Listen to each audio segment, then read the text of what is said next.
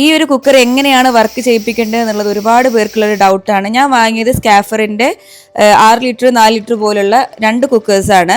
ഭയങ്കര വിലക്കുറവിനായിരുന്നു ഞാൻ വാങ്ങിയിട്ടുള്ളത്. ഇത് എങ്ങനെയാണ് കുക്ക് ചെയ്യുന്നത്, ഇതിൻ്റെ വർക്കിംഗ് പ്രോസസ്സ് എങ്ങനെയാണെന്നൊക്കെ ഒരുപാട് പേര് ചോദിക്കുന്നുണ്ട്. അപ്പോൾ അവർക്ക് വേണ്ടിയിട്ടുള്ളൊരു വീഡിയോ ആണ് ഇത്. ഇതിൽ ഞാൻ ദിവസവും കുക്കിങ്ങും കാര്യങ്ങളൊക്കെ ചെയ്തുകൊണ്ടിരിക്കുന്നുണ്ട്. അപ്പോൾ ഞാൻ നിങ്ങൾക്ക് വേണ്ടി ഷൂട്ട് ചെയ്തത് ഇപ്പോൾ ഒരു ബീഫ് കറി വെക്കുന്നതും അതുപോലെ തന്നെ തരിക്കഞ്ഞി എങ്ങനെയാണ് വെക്കുന്നത് എന്നൊക്കെ ഉള്ളതാണ്. ശരിക്കും പറഞ്ഞാൽ ഈ ഒരു കുക്കർ 4-in-1 എന്നൊക്കെ പറയാം. ഇതിപ്പം 2 സാധാരണ നല്ല ഹൈ ക്വാളിറ്റി സ്ട്രോങ് ആയിട്ടുള്ള ഒരു സ്റ്റീൽ പാത്രം കൂടെ കിട്ടിയിട്ടുണ്ട്.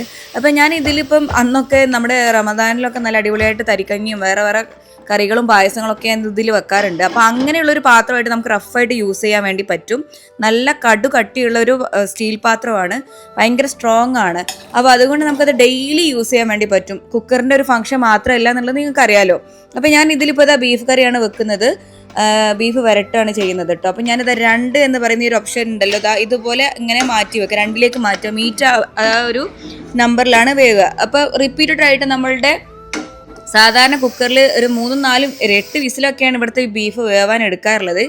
ഈ ഒരു കുക്കറിൽ ആകെ 2 വിസിലാണ് എനിക്ക് വേണ്ടി വന്നിട്ടുണ്ടായിരുന്നുള്ളൂ. അപ്പം ഇത് വളരെ ഈസി ആയിട്ടാണ് വെന്ത് വന്നിട്ടുള്ളത്. വെറും ഒരു 15 മിനിറ്റ് കൊണ്ട് ഈ ഒരു ബീഫ് കറി ഉണ്ടായിട്ടുണ്ട്. നല്ല അടിപൊളിയായിട്ട് വന്നിട്ടുണ്ടായിരുന്നു.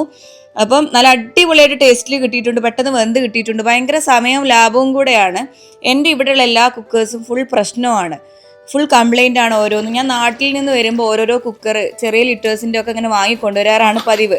പക്ഷെ ഇവിടെ നിന്ന് എൻ്റെ കൈക്കൊന്ന് വീഴുക അങ്ങനെ എന്തെങ്കിലുമൊക്കെ വന്നു കഴിഞ്ഞാൽ, അല്ലെങ്കിൽ സാധാരണ ഒരു പാത്രം കഴുകുന്ന സമയത്ത് തന്നെ വെറുതെ അങ്ങോട്ട് കേടുവന്ന പാത്രങ്ങളൊക്കെ എൻ്റെ കയ്യിലുണ്ട്.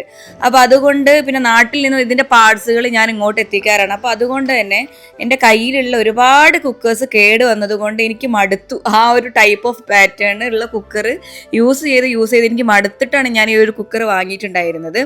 അൽഹംദുലില്ലാ നല്ല അടിപൊളിയായിട്ട് ഇത് ഞാൻ നല്ല സാറ്റിസ്ഫൈഡ് ആയിട്ടാണ് ഇപ്പോൾ ഇത് വെച്ചുകൊണ്ടിരിക്കുന്നത്.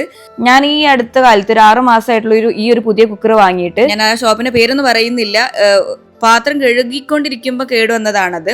അവരുടെ ഓൺ പ്രൊഡക്ഷൻ എന്നൊക്കെ ആയിരുന്നു പറഞ്ഞത്. പിന്നെ നമ്മുടെ ഈ ഒരു കുക്കറിന്റെ ഒരു പ്രത്യേകത എന്ന് പറഞ്ഞു കഴിഞ്ഞാൽ നമുക്ക് അതൊരു സാധാരണ ഒരു പോട്ട് പോലെ യൂസ് ചെയ്യാം. ഈ ഒരു ഡിസൈനുള്ള പാത്രങ്ങൾ, കുക്കേഴ്സ് നമുക്ക് അങ്ങനെ സാധാരണ ഒരു പാത്രം പോലെ ഉപയോഗിക്കാൻ പറ്റില്ല.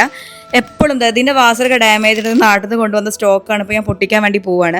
അപ്പോൾ ഇതാണ് അവസ്ഥ. അപ്പോൾ അങ്ങനെയുള്ള പ്രശ്നങ്ങളൊന്നും ഈ ഒരു കുക്കർ കൊണ്ടില്ല.